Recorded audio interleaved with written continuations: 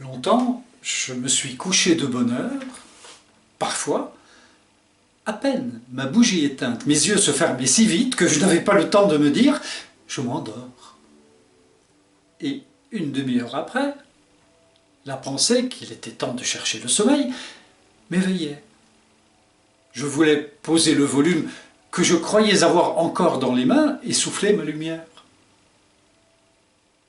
Je n'avais pas cessé, en dormant, de faire des réflexions sur ce que je venais de lire, mais ces réflexions avaient pris un tour un peu particulier. Il me semblait que j'étais moi-même ce dont parlait l'ouvrage.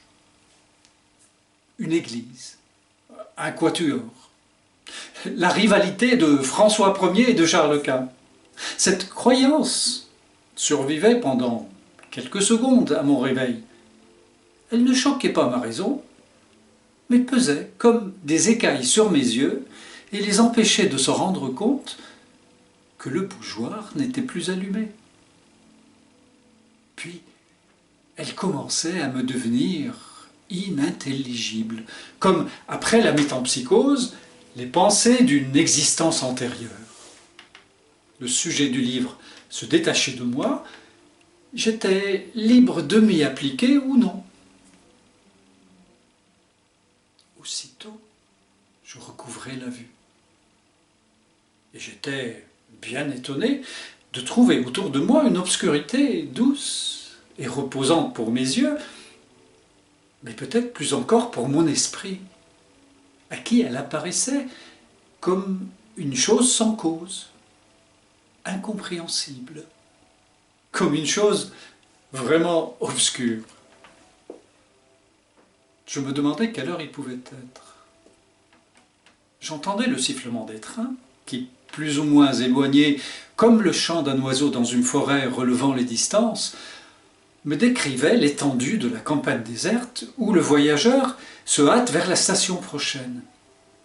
Et le petit chemin qu'il suit va être gravé dans son souvenir, par l'excitation qu'il doit à des lieux nouveaux, à des actes inaccoutumés, à la causerie récente et aux adieux sous la lampe étrangère qui le suivent encore dans le silence de la nuit, à la douceur prochaine du retour. J'appuyais tendrement mes joues contre les belles joues de l'oreiller qui, pleines et fraîches, sont comme les joues de notre enfance. Je frottais une allumette pour regarder ma montre. Bientôt minuit. C'est l'instant où le malade, qui a été obligé de partir en voyage et a dû coucher dans un hôtel inconnu, réveillé par une crise, se réjouit en apercevant sous la porte une raie de jour. Quel bonheur! C'est déjà le matin. Dans un moment, les domestiques seront levés, il pourra sonner, on viendra lui porter secours. L'espérance d'être soulagé lui donne du courage pour souffrir. Justement, il a cru entendre des pas. Les pas se rapprochent, puis s'éloignent. Et la raie de jour qui était sous sa porte a disparu. C'est minuit. On vient d'éteindre le gaz. Le dernier domestique est parti et il faudra rester toute la nuit à souffrir sans remède.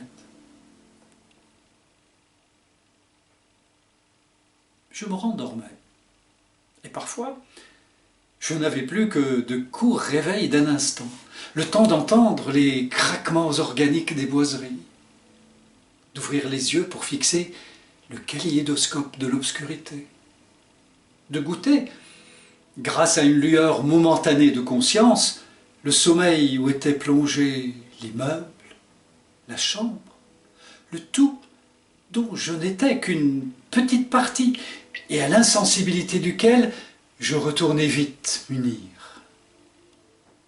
Ou bien, en dormant, j'avais rejoint sans effort un âge à jamais révolu de ma vie primitive, retrouvé, telle de mes terreurs enfantines, comme celle que mon grand-oncle me tira par mes boucles, et qu'avait dissipé le jour, date pour moi d'une ère nouvelle, où on les avait coupées.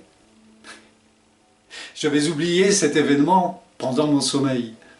J'en retrouvais le souvenir aussitôt que j'avais réussi à m'éveiller pour échapper aux mains de mon grand-oncle, mais par mesure de précaution, j'entourais complètement ma tête de mon oreiller avant de retourner dans le monde des rêves.